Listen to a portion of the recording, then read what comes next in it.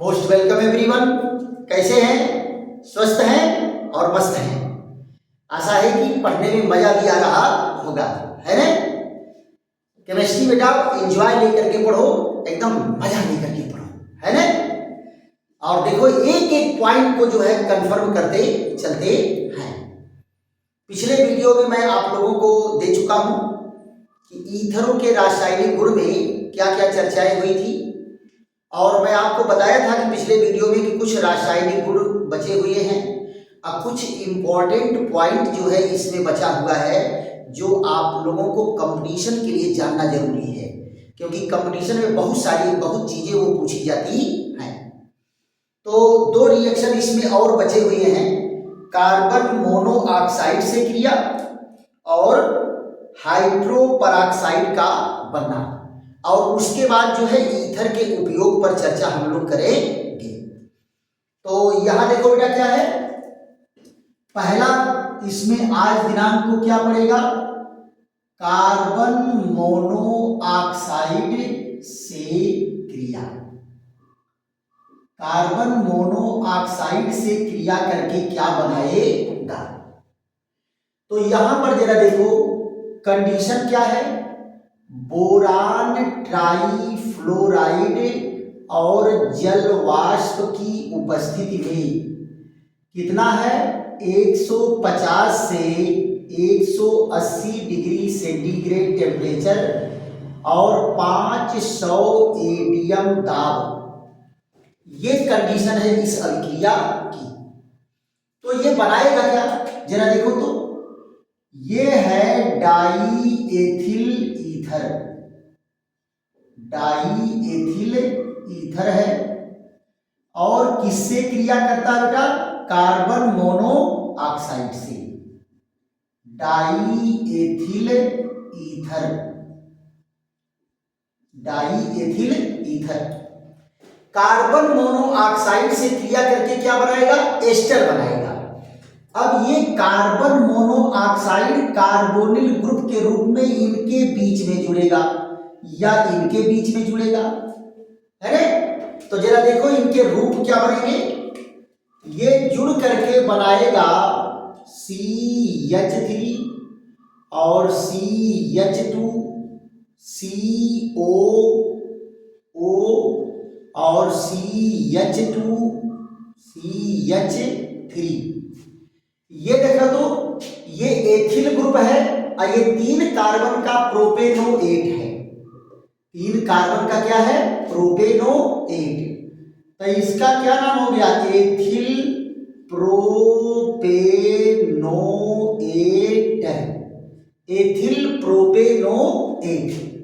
ये भी क्या है बेटा, आयन एस्टर। क्या है, आयन एस्टर। दूसरा पॉइंट क्या है, हाइड्रोपरऑक्साइड का बनना। हाइड्रोपरऑक्साइड का बनना, इसमें बेटा ऑक्सीजन से क्रिया होगी, ऑक्सीजन से क्रिया होगी और हाइड्रोपरऑक्साइड बनेगा। यहां देखो हाइड्रोपरऑक्साइड का बनना, हाइड्रोपरऑक्साइड का बनना।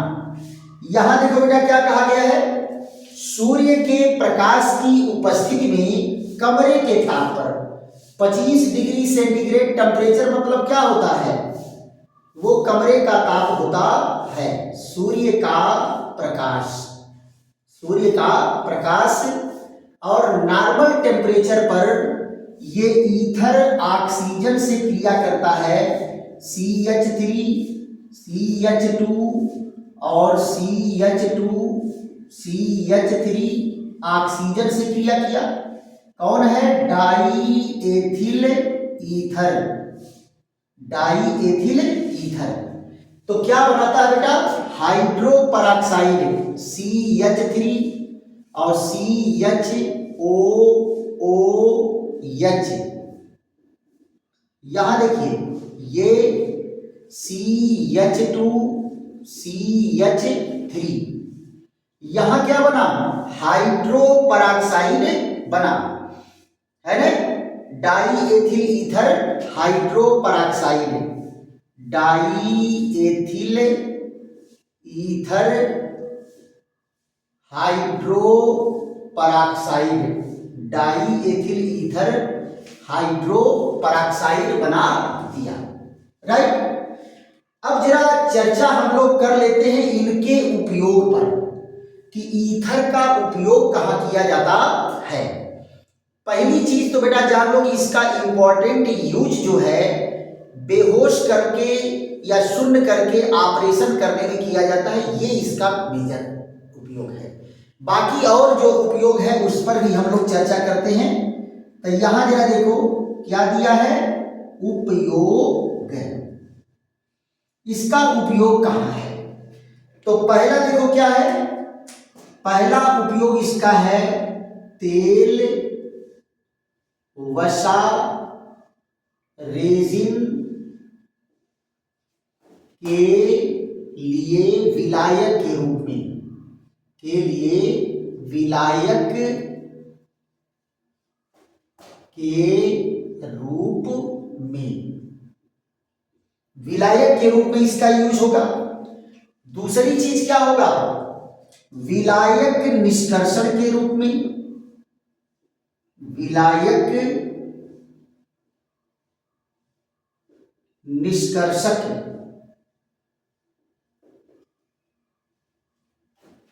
के रूप में।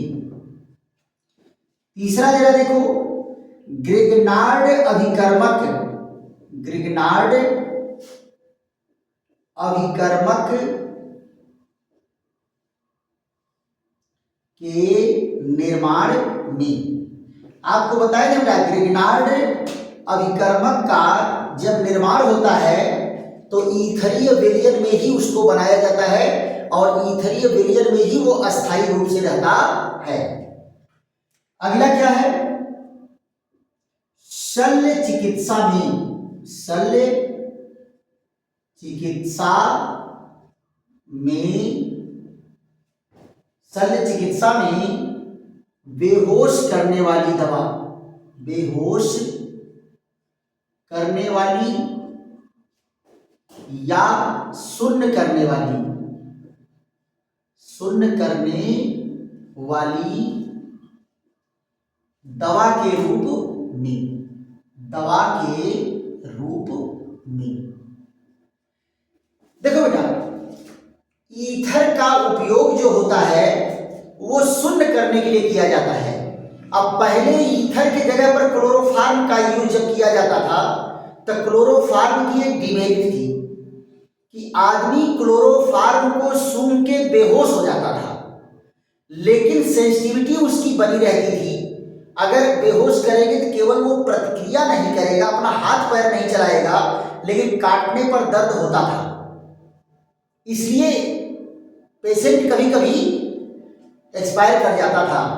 हम लोगों के बचपन में तो ऑपरेशन जब होता था तो जब लोग नाम सुनते थे फलाने का ऑपरेशन है तो घर में पूरा रोना शुरू हो जाता था कि अब ऑपरेशन का मतलब ये है कि बच के आएंगे नहीं।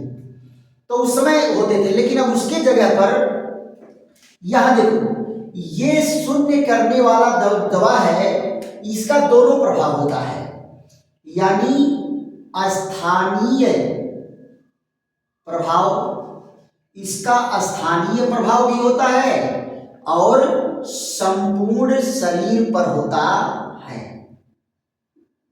संपूर्ण शरीर पर।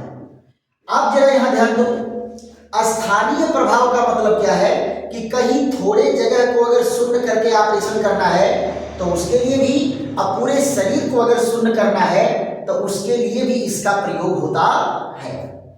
इसकी डीमेरिट क्या है, यह हानिकारक प्रभाव क्या है, हानिकारक प्रभाव, हानिकारक प्रभाव क्या है बेटा, गले पर यानी श्वास नली, श्वास नली में जलन पैदा करता है, जलन उत्पन्न करता है, उत्पन्न करता है। श्वास नली में जलन उत्पन्न करेगा मिचली, यहां देखो क्या आएगी, मितली व उल्टी होती है। ये इनके डिमेरिट है। इनके डिमेरिट क्या है कि श्वास नली में जलन होगा और क्या होगा, मिचली आएगी, उल्टी आएगी। ये डिमेरिट है किसका, ईथर का। दूसरी चीज जरा देखो, इसका प्रयोग सबसे पहले कौन किए थे, इसका प्रयोग सबसे पहले